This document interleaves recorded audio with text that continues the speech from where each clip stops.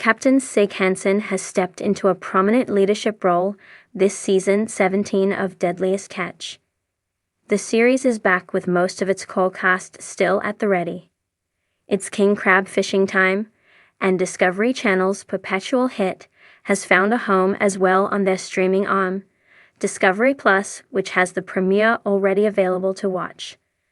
The fleet, who we have witnessed succeed and suffer in life and death situations, is facing even bigger financial obstacles thanks to COVID mucking up business as usual, along with the ever-present Russian competition. And like last season, they must rethink how they conduct their normally competitive business and strategize for their collective salvation. Last year, it was the pressure on the retail market thanks to the Russian fleets and Typhoon Hagibis. This year, it's still the fallout of COVID restrictions and how the Dutch harbor crews have succumbed to the lockdowns, and the actual illness taking a toll on the crews themselves. Captain Sig Hansen is a man with a plan. Sig Hansen, the Norwegian-American captain of the F/V Northwestern, is clearly stepping in as the cast's lead captain, similar to how F/V Cornelia Marie's captain, Phil Harris, was for many years before his untimely passing back in 2010. Hansen, by his nature, is a jovial, larger-than-life personality. One who shared with me many years ago that his Washington State kindergarten teacher pinned a note to his sweater asking his mother to stop speaking only Norwegian at home to him. Of all the years covering this show, Hansen's optimistic nature, sense of humor, and intensity have been a constant.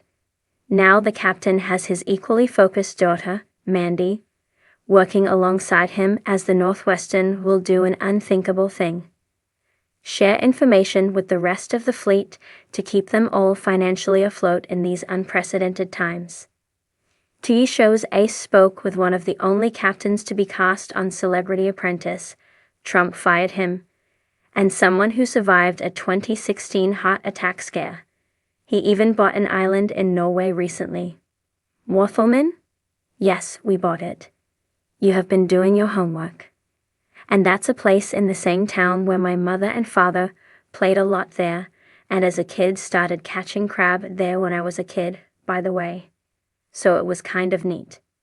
That's an old salting factory. So that is where they used to salt herring. My grandmother worked there, and so that's really historic. And then we're hoping to do more with it. And that is where my daughter was married. We've done weddings, anniversaries, and confirmations there. So it was a really neat building. It's not a big moneymaker, but it's history. It's the kind of family legacy. We want to keep that there. Johnathan Hillstrand, obviously, he's like a brother. He is a brother, and it's amazing because their family and our family are so similar, other than they're Swedish and we are Norwegian. But I mean, just the way we grew up with our father's mentality, the way we had to endure that transition and proving ourselves as fishermen and being worthy of your father's graces, that's the thing. We have that in common. I think both families are a little on the wild side. They can be. And yes, he's got a lot of toys, and they scare the heck out of you, Los. He's an amazing guy. But a lot of times, I think they let the time bandit out, and you're able to lease your crab. And so when you lease, you cut a deal with the guy that's going to fish that crab under these new regulations. And I mentioned that, and Johnathan had said, well, look, if we don't get this season done and do it right.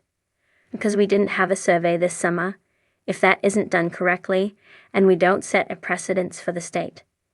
Hey, the crab is there, and we can do this without the numbers because they didn't have a survey. So they had to kind of wing it, and thank goodness they kept the season open. I go to Johnathan. If we fail, then think about it when they close it. It's a mandatory 2-year closure.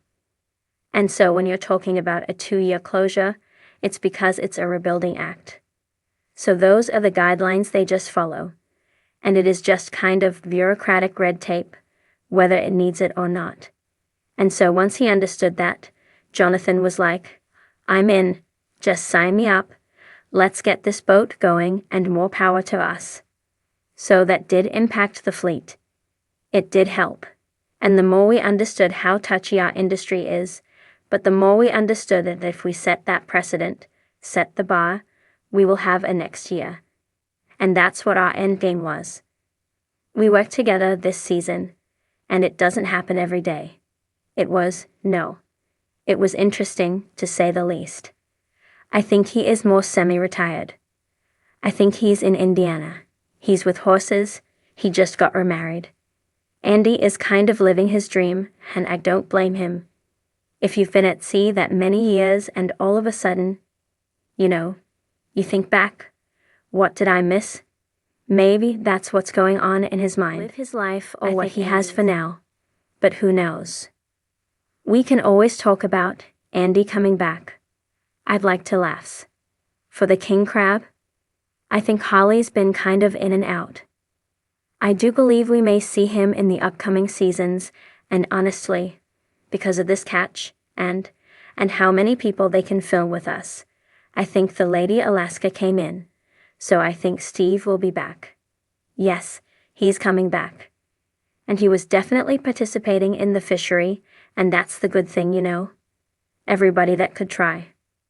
But for a while there, it was like a complete shutdown, because nobody knew if we should get insurance on the boats, or if we should spend the time and money on the fuel. I mean, it was just really nip and tuck for a while. God, number one, that's super flattering to hear. A matter of fact, you're the first person that said that to me. So thank you. Because my head is swelling as well. Keith is not as good looking as me or Phil, so that ain't going to happen. Keith is up there. And I think that because there are different mentalities, and one thing you can never take away from Mr. Colburn is he's a tremendous fisherman. He's just very aggressive. That being said, believe it or not, I can be a team player. None of us like to talk on the radio and share information, Keith included. But I think I can see a bigger picture sometimes, and he might. I think Keith still has a little bit of tunnel vision, if I'm going to be a little bit critical. Yes, which is a lot of weight to carry, and it's hard for her. I hate to speak on her behalf, but she's done a tremendous job. As a child, that's all she ever wanted to do. And she was with us for years doing salmon tendering, and she's still with us doing that in the summertime. And honestly, right there, she stepped into that role. So young, I think, at age 13, and she's managing it. I don't even hire people anymore. I just say, here, call Mandy. I don't even bother with it. She's really stepped into that role. I just tell her, look, this is on you. You make that boat run. You get the boat ready for salmon tendering. You get the crew ready. I'll do the shipyard. And that's how we work at. It's just the way it is, take it or leave it. And she does it, but stepping in a crab fisherman's role was really difficult for her because of her. We gotta be honest, because of her size. So she had a hard time on deck. I couldn't see her doing that for years to come. She managed it and she did great.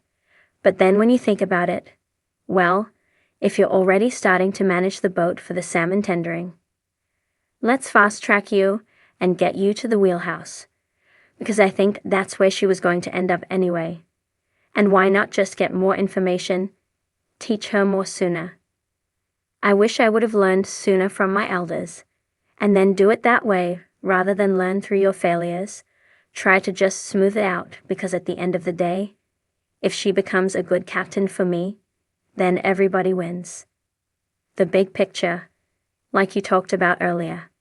It's the big picture. I think she'll get some guff from some of the captains. Oh, you're being fast-tracked, and your daddy's special girl, and your silver spoon, and the whole 9 yards. She gets a lot of that. I'm not going to say it's fair or not fair, but that's just part of the deal. If you have thick enough skin to overcome that, then God bless you, is my attitude. Because that's what it's going to take. She is fortunate to be in that position. She asked for it. Careful what you wish for. Right, well, by the way, I just did an interview. They had told me about Discovery Plus and from the folks at Discovery Channel.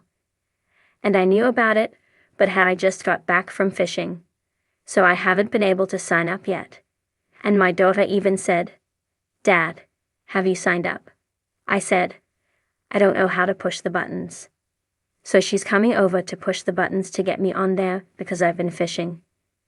And now that I know that Discovery Plus has got all the seasons from A to Z, and they've got everything, I'm like, are you kidding me?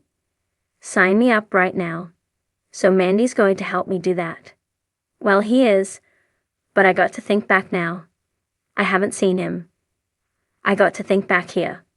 Well, maybe I meant you're not blood, and there's a difference between blood and family. I do consider him family matter of fact.